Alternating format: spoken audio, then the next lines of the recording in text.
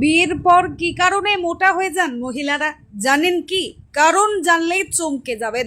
বিয়ের পর অনেকেরই ওজন বেড়ে যায়। বিয়ের আগে বহু মহিলাই রোগা পাতলা গঠনের থাকে, কিন্তু বিয়ের পরেই দেখা যায় বেড়ে গিয়েছে ওজন। এর কারণটা কি তা কি জানেন? গবেষণায় দেখা গিয়েছে স্বামী স্ত্রীর সহবাসের কারণেই মেয়েরা মোটা হতে শুরু করে।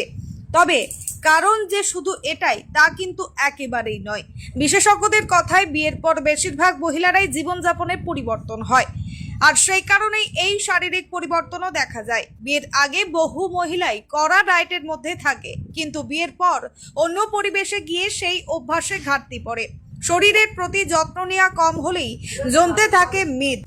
তাছাড়াও জীবন সঙ্গীর সঙ্গে তাল মেলাতে গিয়ে খাদ্যাভ্যাসে পরিবর্তন দেখা দেয়, ফলে ওজন বাড়তে থাকে। খাওয়া দাওয়ার রুচি বদলের কারণে শরীরে বাড়ে মেদ। এছাড়াও বিয়ের 2-4 বছরের মধ্যে সন্তান নেওয়ার পরিকল্পনা করেন অনেক ভারতীয় নবদম্পতিরা। ফলে বিয়ের পর যে হারে মেদ জমতে শুরু করে, সন্তান সম্ভাবনা হওয়ার সঙ্গে সঙ্গে সেই মেদ কিছুটা চিরস্থায়ী হয়েই জমা থাকে শরীরে।